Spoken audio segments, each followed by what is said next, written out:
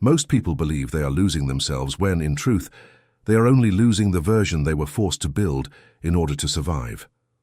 They look at the void they feel upon waking, at the lack of interest in past achievements, at the coldness toward dreams that once seemed urgent, and they conclude that something inside them has broken. But Carl Jung saw something more unsettling. What looks like ruin is not deterioration. It is a scheduled demolition. What is falling down inside you is not your life. It is the makeshift structure you hurriedly erected to fit into the world of others.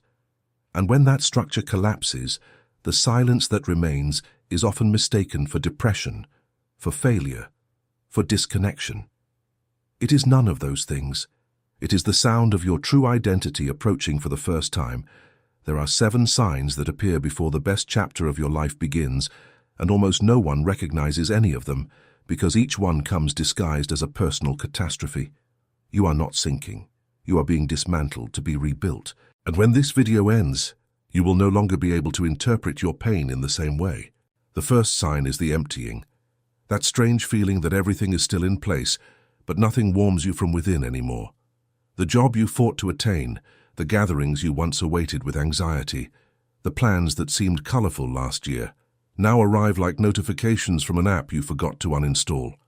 There is no visible tragedy, there is no apparent reason, and that is exactly why most people panic at this stage. They think they need to fix a life that is not broken. They try more therapy, more productivity, more vacations, more changes of scenery, hoping enthusiasm will return like a domesticated animal that simply got distracted. But the enthusiasm is not distracted. It is dead, and it died because you have outgrown the sources that used to feed it. Jung described this as the moment when the old identity can no longer sustain the weight of the soul it is carrying. It is not that you are uninterested in life. It is that the life you assembled was designed for a version of you that no longer exists. The emptying is not an absence of meaning. It is the old meaning evaporating to make space, and what hurts is not the void itself. What hurts is the refusal to accept that that version of you needs to be buried with dignity instead of being forcibly resurrected to pretend it still works. You feel empty because something inside you refuses to continue performing a life that no longer belongs to you. The second sign is more subtle, and therefore more dangerous to the ego. You begin to realize that you are tired of explaining, tired of justifying yourself, tired of adjusting your version of the facts so that the person on the other side can digest you without feeling uncomfortable. And more, you notice that the desire to be understood, which for years was the engine of your relationships, begins to cool. Not because you have given up on people, but because you have understood something surgical.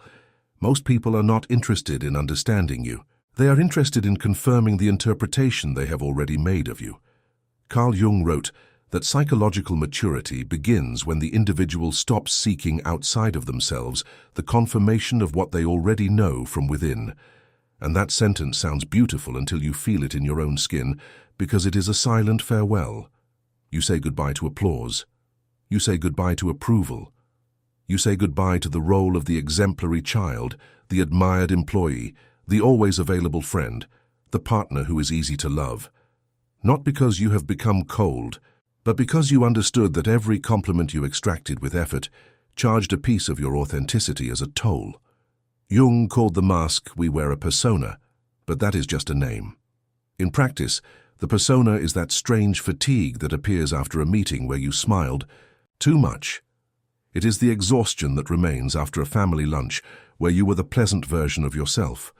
It is the deep silence on the way home after a night when everyone said you were great, but you felt like you didn't even show up at that place. And when that mask begins to weigh more than the recognition it generates, something in you simply stops caring about what they think. And this is not coldness. It is freedom arriving dressed as indifference. That is why I prepared the Código do Despertar for you.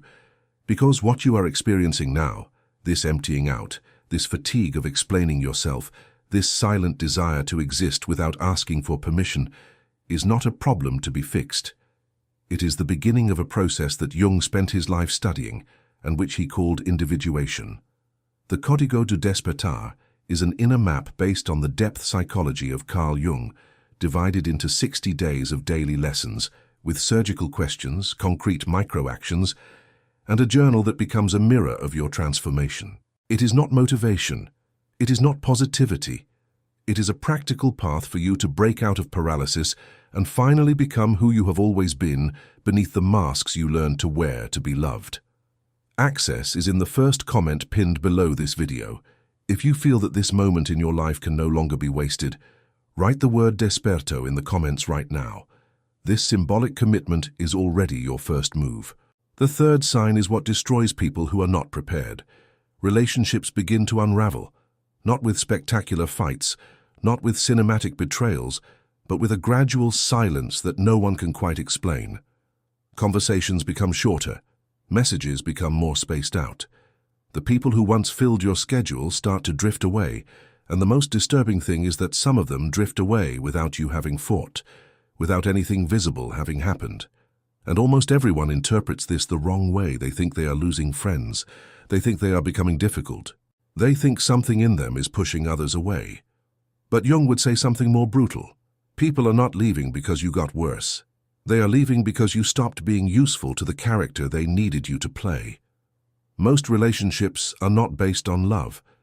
They are based on unconscious psychological contracts, where each party agrees to play a role so that the other can continue to function without revising themselves. You were the listener. You were the savior. You were the cheerleader. You were the balanced person who held everyone else's chaos. And when you start to awaken, you simply refuse the script. And whoever depended on that script to avoid seeing themselves needs to move away from you because your presence becomes an unbearable mirror. It is not betrayal. It is biological cleansing. In the same way that the body expels cells that have stopped fulfilling their function, your psyche begins to expel bonds that depended on your asleep version. And this hurts, of course. But what hurts is not the absence of people. What hurts is the realization that many of them never loved you. They only loved the utility you provided. And when the last unconscious contract is broken, what remains is a clean loneliness, without drama, without noise. A loneliness that feels more like a quiet room after a party that lasted too long. The fourth sign is born exactly from this silence: solitude. And here is where almost everyone confuses two things that Jung kept well separated. Loneliness is the pain of being without someone. Solitude is the peace of being with yourself. Most people spend their entire lives running away from their own company because the inner silence is an implacable judge. When there is no noise, when there is no screen, when there is no other voice, only yours remains. And your voice, when it is finally heard without distraction, begins to ask questions that you spent decades stalling. Why did you accept that? Why did you never say what needed to be said? Why did you settle? Why did you pretend? Who are you when no one is watching? And these questions are so uncomfortable that most people prefer to fill the silence with anything, with any relationship, with any distraction, with any endless scrolling of screens. But when the best chapter of your life is approaching, something changes. Silence ceases to be an enemy. It ceases to be a torture chamber, and it begins to turn into a temple. You discover that time alone is not a punishment. It is a fertile field. You begin to notice things: the texture of coffee, the afternoon light hitting the wall, the thoughts that appear when you are not performing for anyone. Jung called this state a return to the center. It is not isolation. It is reconnection. It is the moment you stop looking outside for what can only be built from within. And it is in this instant that a silent force begins to accumulate. A force that does not show off. A force that does not need an audience. A force that comes from the simple realization that you no longer need anyone to feel whole. People are still welcome, but they have ceased to be necessary. And this difference, although it seems small, changes everything. Whoever does not need, chooses. Whoever needs, endures. And the best chapter of your life only begins when you move from the mode of enduring to the mode of choosing. And just when you think you are finally at peace, the fifth sign appears like an internal betrayal. The wounds return. Old memories, those you swore you had overcome, begin to emerge with frightening clarity. The smell of a house where you haven't lived for 20 years. The exact sentence your mother said and never took back, the look in your father's eyes on a specific night, the betrayal you rationalized, the abandonment you pretended not to feel, the humiliation you laughed off to disguise, everything returns, and it returns with force. And most people panic at this stage because they interpret the return of the wounds as a regression. They think, I had already resolved this. Why is it coming back now? But Jung explained it with an almost cruel coldness. The wounds do not return because you have regressed. The wounds return because you have finally matured enough to process them. When you were too fragile, your psyche kept those pains locked in the basement so you could function. It was an unconscious mercy. But now that you have structure, now that you no longer depend on the approval of others, now that you no longer need to distract yourself with disposable bonds, your psyche understands a simple thing. The time has come. The things you buried to be loved, your swallowed anger, your hidden ambition, your ignored boundaries, your sadness disguised as kindness, did not die. They only waited, and now they leak, like a dam that has finally given way, because the reservoir can no longer bear the weight. And what seems like an emotional breakdown is in fact late-stage surgery. Your psyche is opening files that remained sealed for decades, not to destroy you, but to finally release the energy that remained trapped inside.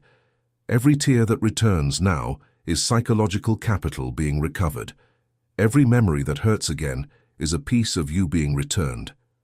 And the mistake of those who do not understand this stage is to try to lock the basement again, to take more medication without investigation, to dive into more occupation, to find more distraction. But the basement will no longer close. The key was destroyed the moment you became conscious, and returning to ignorance is no longer an available option. The sixth sign is the hardest to explain, because it has no external evidence. You simply begin to feel that you are being led, without a plan, without a map, without a guarantee. You cannot articulate where you are going, but something within you knows that there is a destination. It is a shapeless sense, a direction without a signpost, and most people doubt this sign because they have been trained to trust only what can be measured, planned, and justified to others during a lunch conversation. But Jung wrote that a mature psychological life begins when the individual learns to trust internal movements that do not yet have a rational translation. You start making decisions that you yourself do not fully understand. You decline invitations that seemed obvious. You close chapters that seem stable. You say no to opportunities that seemed advantageous. And when someone asks why, you cannot explain it properly, because the explanation does not yet exist in words. It exists in some deeper layer, where your unconscious has already calculated what your conscious mind will still take years to understand. This is the moment you stop living the life of consensus and start living the life of calling. And the difference is abyssal. The life of consensus is built upon what others approve of. The life of calling is built upon what your soul recognizes as true. And the most disturbing part is that this invisible direction rarely coincides with what you planned in your youth. The old maps lose their validity. The old scripts stop working. The old models stop inspiring. And you find yourself forced to walk in the dark, trusting an intuition that provides no written explanations. Those who are asleep see this as an existential crisis. Those who are awakening recognize this as the first time they are truly alive. The seventh sign is the most painful, because it is what separates the people who go back to the cave from the people who finally leave. At some point, the distance between who you are on the inside and who you perform on the outside becomes unbearable. You can no longer smile in the same conversations. You can no longer agree with the same polite lies. You can no longer enter the same rooms wearing the same mask. And the interesting point is that this does not happen as a conscious decision. It happens as a system failure. The persona simply stops working. You open your mouth to say the usual phrase, and the phrase does not come out. You try to force the usual smile, and the muscles in your face refuse. You try to swallow the usual indignation, and your body gives it back. It is as if your biology had gone on a silent strike against your social dramaturgy. Jung called this moment the collapse of the persona, but the technical name hides the violence of the experience. In practice, It is the instant you realize that continuing to pretend is more expensive than accepting the consequences of being real.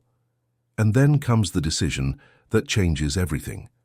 You accept the price of disappointing people, the price of being misinterpreted, the price of being called selfish by those who wanted you useful, the price of losing spaces where your authenticity does not fit, the price of walking alone for a while until real people approach your real version. And this price, though high, is insignificant compared to the price you were paying before. Because continuing to perform was paying with pieces of your soul every morning in exchange for an acceptance that never truly belonged to you. When you stop performing your weakness, when you stop performing your friendliness, when you stop performing the acceptable character, people go away. And that is not betrayal, it is a cleansing. It is exactly at this breaking point that individuation begins in earnest, and this is where the Código do Despertar comes in as a structure, not as a suggestion. 60 days of practical immersion in Jungian keys, with 1 lesson per day, surgical questions for your journal, and micro-actions that take you out of intellectual understanding and push you toward real transformation. Access is in the first pinned comment. Do not delay any longer. The price of freedom is already being charged to you even without you realizing it. Decide now. And then comes the last sign, the one that is not exactly a sign, but a convergence. Everything that seemed like defeat reveals itself to be architecture. The void of the beginning was space being opened up. The diminishing need for approval was territory being reclaimed. The end of those relationships was the surgical removal of what was infected. Solitude was the environment being sterilized for the birth of the new. The returning wounds were the release of trapped energy. The invisible direction was your internal compass being recalibrated away from social interference. The fall of the persona was the final liberation. And when you look back, you realize that what seemed like a season of losses was, in truth, the construction of a cleared terrain where your real life could finally be founded. The best chapter of your life does not begin when everything improves externally. It begins when you stop trying to improve the wrong version of yourself. It begins when you accept that the person you have been until now has fulfilled their role and deserves to be retired with gratitude without being carried like a corpse into the next cycle. Jung wrote with that coldness of his that no one reaches enlightenment by imagining figures of light, but by making the darkness conscious. And you are doing that now. You are making conscious what was in the basement. You are making conscious the masks. You are making conscious the contracts. You are making conscious the projections. You are making conscious the obedience, and everything you illuminate, you deactivate. Every pattern you understand, you dissolve. Every old scene you revisit, you integrate. And the result of this silent operation, which no one around you sees, is a life that little by little stops being a performance and starts being an expression. A life in which you no longer need to explain who you are, because your presence already communicates. A life in which you no longer need to convince anyone to love you, because you are no longer offering a product, you are being a person. A life in which silence does not terrify you, because you have become worthy company for yourself. A life in which meaning does not come from a full calendar, but from internal coherence. And this life, although it seems simple on the outside, is the rarest thing that exists in a culture that taught everyone to fragment themselves to fit into others' expectations. You reached the end of this video, and that was no accident. Something in you recognized something in here, and now you have 2 options, with the same coldness with which Jung would describe it. You can close this video, return to your routine, pretend you didn't see, pretend you didn't feel, and continue sacrificing your soul to keep your mask acceptable for a few more years, until the price becomes so high that it will be impossible to pay. Or you can accept now at this very instant that there is a calling inside you that will never be silent again. O Código do Despertar was made for this second decision. 60 days of applied individuation with daily lessons, piercing questions, micro-actions that change your ground, and a journal that becomes your most honest mirror. Access is in the first pinned comment below. There is no more time for hesitation. He who returns to ignorance after seeing what you have seen pays double later. The illusion is over. Choose.